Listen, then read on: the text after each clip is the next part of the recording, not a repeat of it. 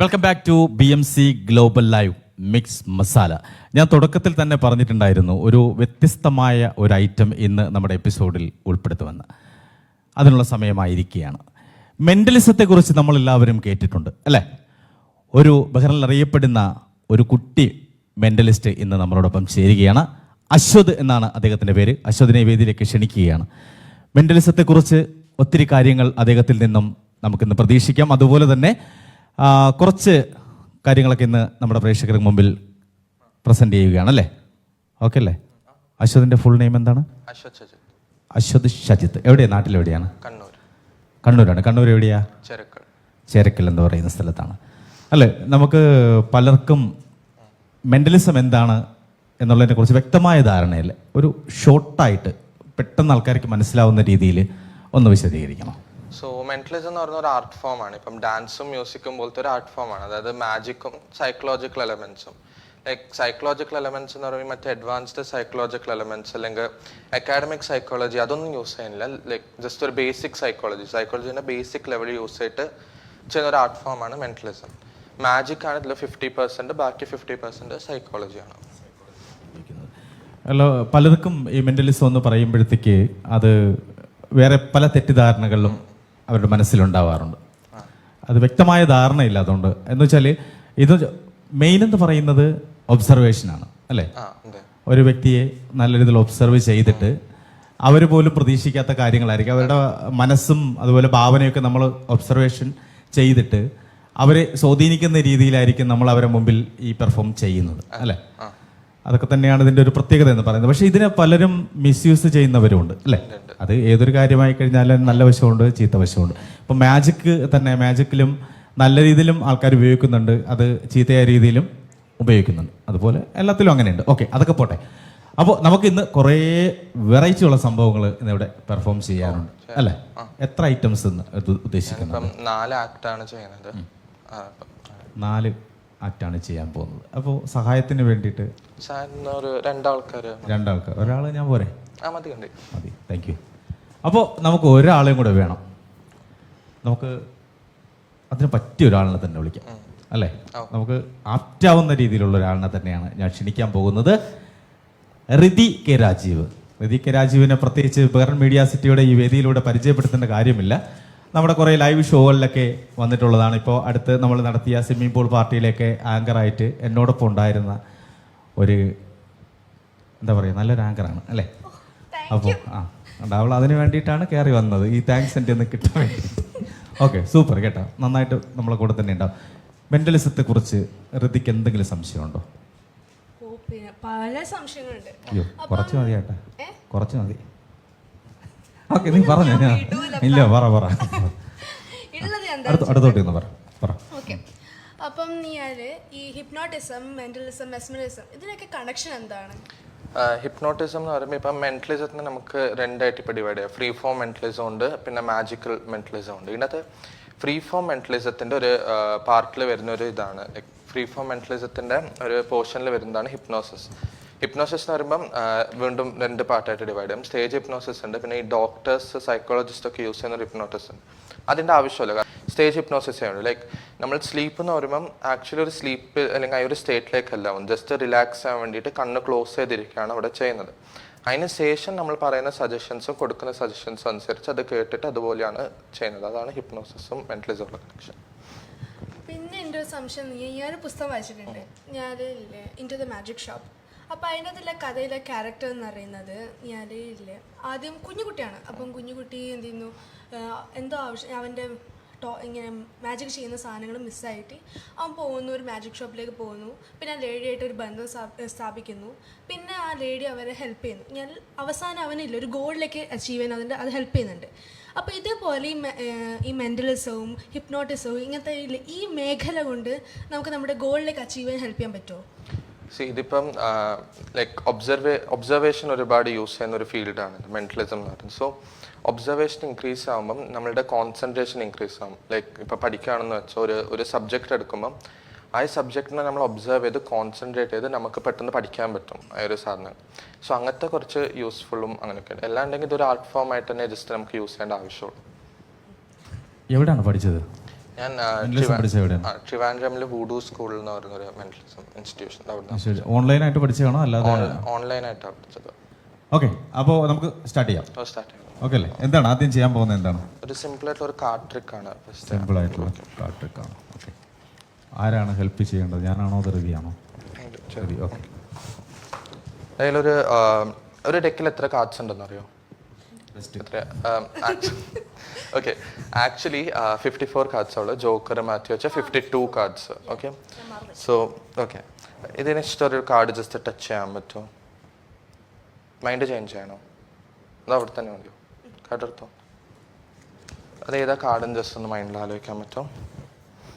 മൈൻഡിൽ ആലോചിച്ചാൽ മതി, പുള്ളിയോട് പറയരുത്, എനിക്ക് പൊളിഞ്ഞു പോകും സംഭവം. ഓക്കെ അല്ലേ? ഓക്കെ, ആ നമ്പർ അല്ലെങ്കിൽ പിക്ചർ ആയിരിക്കും. സോ ആ നമ്പർ ജസ്റ്റ് മൈൻഡിലൊന്ന് ഫോക്കസ് ചെയ്യാൻ പറ്റുമോ? അതിൻ്റെ സിമ്പിൾ ഒന്ന് ഫോക്കസ്, അല്ലെങ്കിൽ ഈ കാർഡിൻ്റെ സിമ്പിളിൻ്റെ കളർ മാത്രം ഒന്ന് ഫോക്കസ് ചെയ്യാം. മൈൻഡിൽ നന്നായിട്ട് റിപ്പീറ്റ് ചെയ്തുകൊണ്ട് colour. I think it's black കളറാണോ? ഓക്കെ, ആ സിമ്പിളിലേക്ക് മാത്രം ഫോക്കസ് ചെയ്യാം.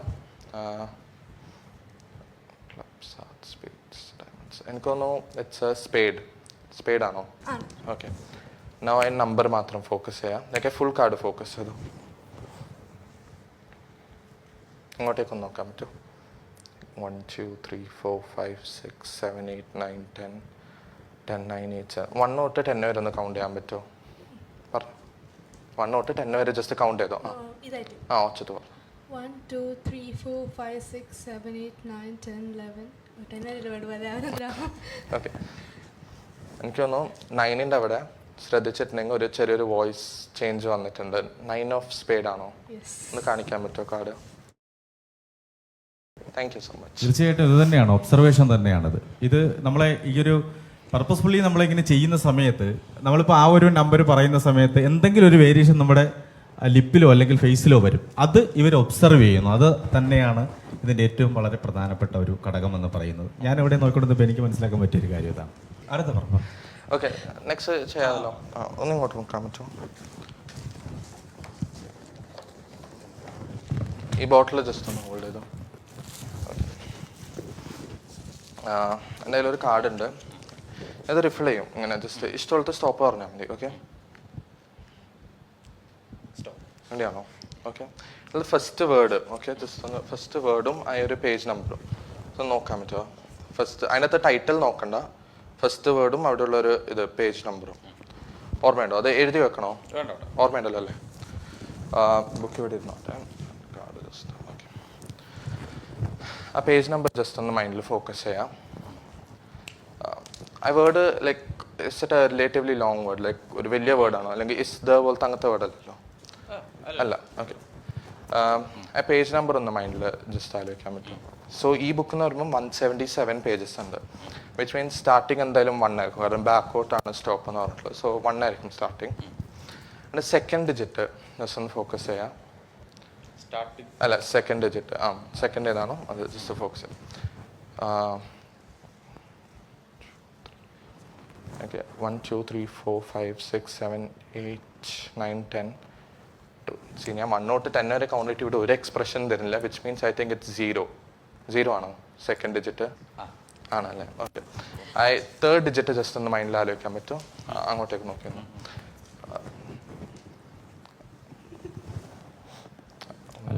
ആലോചിച്ചു റിപ്പീറ്റ് ചെയ്തോണ്ടൊന്ന് മൈൻഡിലേക്ക് അങ്ങനെ. ഓക്കെ, പറയണ്ടേ? മൈക്ക് അവിടെ വെച്ചിട്ട് അല്ലെ പറയണ്ട, ജസ്റ്റ് ഇങ്ങനെ റിപ്പീറ്റ് ചെയ്തുകൊണ്ട് മൈൻഡിൽ ആ ഒരു number. Okay, repeat it like 101 101 101. Is it 101? 101 ആണോ പേജ്? ആണോ? ഓക്കെ, ഇനി ആ word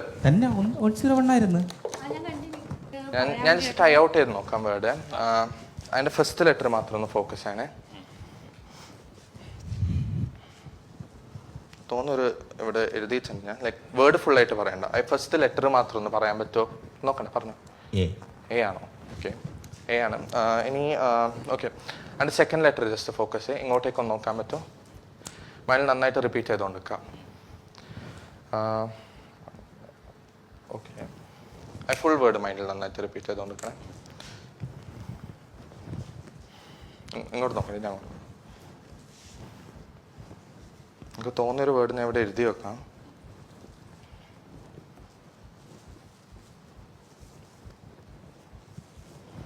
okay, for the very first time മൈക്കിൽ നല്ല ലൗഡ് ആൻഡ് ക്ലിയർ വോയിസിൽ ഏതാ വേർഡ് എന്നൊന്ന് പറയാൻ പറ്റുമോ?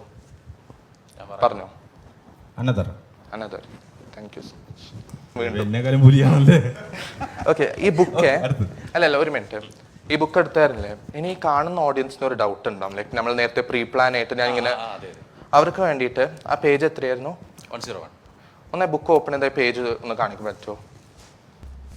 101 ഒന്ന് ഓപ്പൺ ചെയ്യാൻ പറ്റുമോ? എവിടെ? ഒരു പേജ് കണ്ടായിരുന്നില്ലേ പേജ്? 100ഉം 103ൻ്റെ അടുക്ക് 101 ദാറ്റ് ഇസ് മിസ്സിങ്. ആ ബോട്ടിൽ ഒന്ന് തരാൻ പറ്റുമോ? ഒന്ന് പിടിക്കാൻ പറ്റുമോ? ബോട്ടിൽ ഒന്ന് തരാൻ പറ്റുമോ?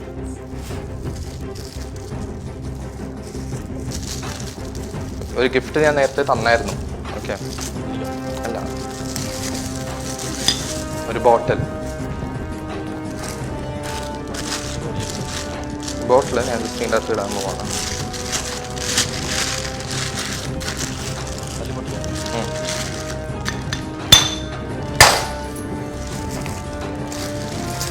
അതിൻ്റെ അകത്തൊരു പേജ് ഉണ്ട്, അതൊന്ന് എടുക്കാൻ പറ്റുമോ? ജസ്റ്റ് ആ പേജ് മാത്രം. നല്ല ഫസ്റ്റ് വേർഡും ആ പേജ് നമ്പർ ഒന്ന് പറയാൻ പറ്റുമോ? എന്താണ് പേജ് നമ്പർ? അനദർ. അത് ഒന്ന് മാച്ച് ചെയ്യാൻ പറ്റുമോ? ലൈക്ക് ഓക്കെ, സോ ഇതാണ് പേജ്. ഇതിപ്പോൾ നോക്കുകയാണെങ്കിൽ മാച്ചസ് കറക്റ്റായിട്ട് മാച്ച് ആവുന്നുണ്ട്. So much. സൂപ്പർ, രക്ഷയില്ല. ഇനി അടുത്തത് ചെയ്താലോ? ഓക്കെ, ഫോണുണ്ടോ? ഫോൺ ആരുടെയും കയ്യിലുണ്ടോ? ഒരു ഫോൺ തരൂ വിജയരാജ്, ആ ഫോൺ ഇങ്ങോട്ട് തരൂ.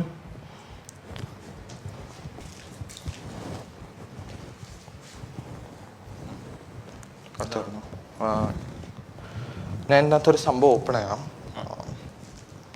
ഒരു മിനിറ്റ്. ഓക്കെ, ഗൂഗിൾ ഓപ്പൺ ചെയ്യാം. ഓക്കെ, ഓക്കെ, ഇങ്ങോട്ട് നോക്കണ്ട, അങ്ങോട്ടേക്ക് നോക്കാം. ഞാൻ ഓഡിയൻസിനും ഓക്കെ ഞാൻ ജസ്റ്റ് കാണിച്ചു തരാം. ഇങ്ങോട്ട് നോക്കണ്ട, ഓഡിയൻസിനും കാണിക്കാം. ഒരു സംഭവം ഇതിനകത്ത് എഴുതുന്നുണ്ട്. ലൈക്ക്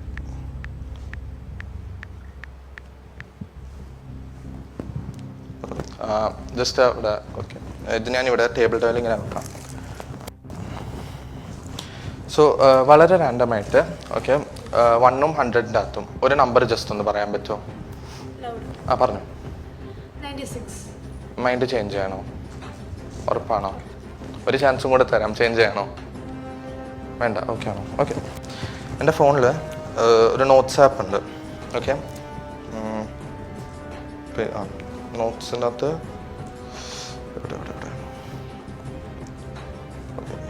സെലിബ്രിറ്റീസ്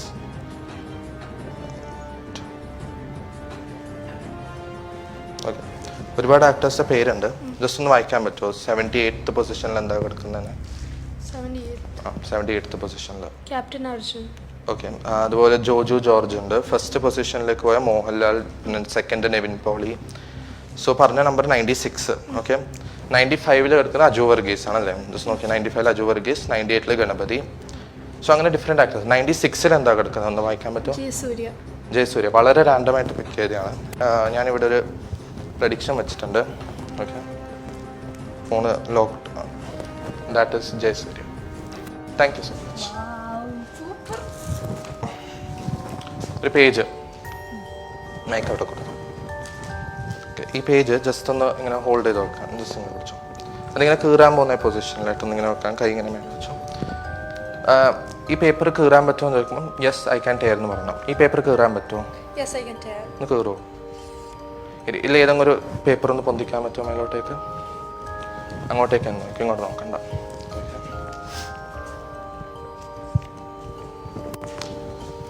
ഓക്കെ, ഇനി ഞാനൊരു ക്വസ്റ്റ്യൻ ചോദിക്കാം. ഞാൻ ചോദിക്കും can you tear this paper? അപ്പോൾ പറയാം നോ ഐ കാൺട്ട് എന്ന് പറയണം. Okay, can you tear this paper? ഉറപ്പാണോ? ഒന്ന് ട്രൈ ചെയ്യാൻ പറ്റുമോ? വേറെ സൈഡൊക്കെ ഒന്ന് ട്രൈ ചെയ്ത് നോക്കിയാൽ ഉറപ്പാണോ? അത് പൊട്ടിച്ചിട്ട് അളകൂ. ഇല്ല, പറ്റുന്നില്ല. Thank you so much. Thank you. That's it.